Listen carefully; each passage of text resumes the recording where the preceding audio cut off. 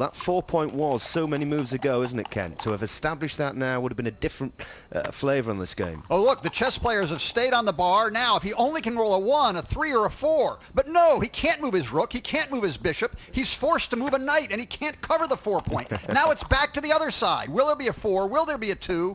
They're in with a 4 again. The game goes round and round. It's incredibly exciting, and it's balanced on the edge of a knife. Whoever wins the fight for the 4-point could easily win this game. Now, what they're looking at here are the two options. What Toth Fernandez can do is either cover the open blot on their own 1 point or escape a man, give him more. They've chosen the cover, probably the right thing. They are escaping with 5s and 6s, and they're hitting with 3s and 4s and coming up with 2s. Almost everything works well for Toth Fernandez here. Bonding and Telcher have stayed out now. Okay, they've hit and come up to the 21 point. This is great. They're turning it around. Fantastic. They finally made that 4-point that they could have made in move 4 of this game. In with just one checker. Now it's a little bit tricky. They're spread a bit thin here, the chess players are. They're trying to do too many things at once, and what they're going to choose to do here is hard to say. This double 1s is a very complicated role. There are two ways this can be played. What Red can do is move down with 2 men on the 3, taking off the 2 and gaining momentum, initiative in the chess player's mind. The other option is to cover the point where the finger is, where you can see Toth Fernandez pointing. That has the advantage of possibly causing black to break in certain positions. Right, a chess player would call this zugzwang, forced to move. They're hoping that black comes in with a number like 5-4. He comes in with a 5, then he has no 4 to play, or even 2-1. But no, they came in with 5-3, a great shot, putting black very much in command. Black clearly now taking a dominant position. The percentage is showing that with a 70-30 estimated chance of black winning from this position. A huge roll, the 5-3. 3-1 by the chess players is just played, it's sort of a pass. They just play safe and wait to see what happens. The pip count on your counters gives you a running tally, if you like, of the numbers of points that each player needs to roll to bring their men into the home board and off the board. Now, in a position like this, it's actually relatively insignificant. What's going to be determined here is, will black at some point be forced to break their board and leave some shots so that all those back checkers of reds can come forward? Or will black be able to either force red to crunch up his home board or just come home and start bearing off? Right now, it's still very, very close.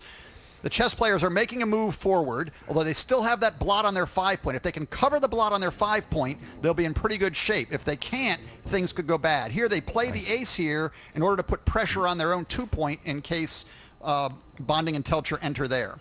Absolutely. Ideally, of course, they'd like to leave the 9 and 8 both open, giving them maximum chance of covering that 5, but that is a little bit too risky. That will be 5 open blots in a situation where Bonding Telcher have 4 points closed. That's probably a recipe for losing a double game. Okay, we flash forward a little bit. 2-3, in with the deuce, can't play the 3.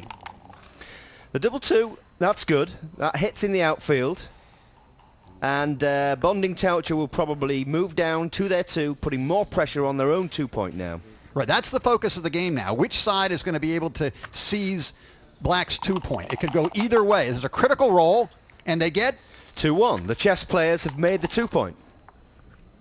The game goes on and on and on. They keep rolling round and round. Finally, Bonding and Telcher have brought all their checkers home, and now it's going to boil down to, it's basically what we call a 2-4 back game. They've got the two opponents' 2-point and 4-point, while Bonding and Telcher are just trying to get off safely without leaving a shot. Double 5s here allowed them to clear their furthest back point. Double 1, okay, that's good. It makes the 5-point. Ideally, what Toth Fernandez would have liked is to escape from the 23 to bring round some more ammunition. They're obviously going to make the 5, well, they could make the 5-point. The last thing they want to do is put a checker out of play. What they're looking at now is a halfway house. Yeah, the problem is they couldn't play their 4th 1. They had to play 3, but oh look, a shot! 6-4's left a shot. There are 20 numbers to hit and likely win the game. If they miss, they're in deep trouble. Any 3, any 1, and they've rolled! 6-2. Oh, that was so exciting. Well, they're not dead yet. They're not dead yet. They still hold both points in the slim hope that double 3s or double... No, it's double 6s. It's over now. The only question is, can they run fast enough to save the gammon, which looks extremely unlikely. It looks like Bonding and Telcher are going to win the game. They're going to win a doubled game and take a significant lead in this match. The score is 4-3 to Bonding Telcher. Toth Fernandez looking now like losing a double game with a cube on 2. That'll put the score at 8-3 to Bonding Telcher. The position's a little misleading because there's actually more checkers on the board than there appear to be because they're stacked too deep. So there's still a small legal chance. Bonding and Telcher are going to win the game, but are they going to win a doubled game or not? We need big doubles here for the chess players. Otherwise, they're going to be at a significant disadvantage in this match. They couldn't do it. It was actually very exciting. It all really boiled down to a double shot, which was missed. So our poker players from Northern Europe, Mark Telcher and Lars Bonding, walk away with the winner's prize of $40,000. Winner takes all. Christian Toth and Leo Fernandez, our chess players from South America, are the runners-up in this, the doubles final here in Atlantis. Some had a marriage made in heaven, others had a marriage made in hell. But a magical pairing proved to be the perfect recipe for success. Next time, we join the final table of the PartyGammon.com million here on Paradise Island in the Bahamas.